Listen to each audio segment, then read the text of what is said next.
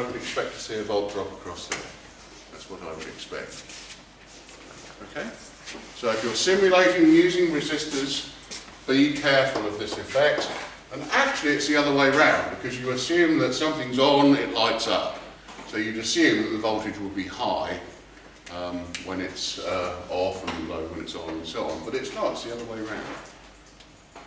There's something else you need to be aware of. You're simulating the solar panel by doing this at the inputs like this. This R here has to be considerably different to this one that you're simulating here.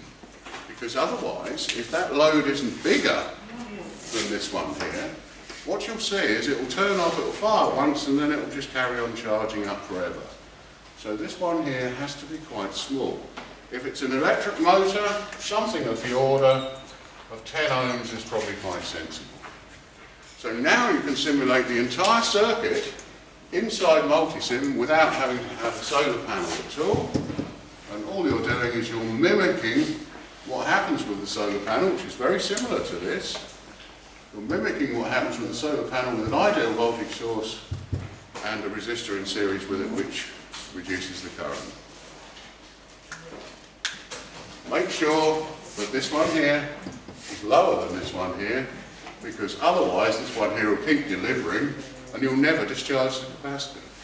So it won't be a very likely drive. Okay? Any questions? I'm going to be talking about my own. Oh, this is your own circuit, okay. I have a question. You've got a What question? if you chose a CMOS instead of a TTL 555? So the question was about 555 timers. CMOS TTL, composite metal oxide semiconductor TTL, they can take rails up to about 15 volts. Your TTL can only take volts up to about 5 volts, so you need to be careful about what the input voltage is. You also need to be careful about the thresholds.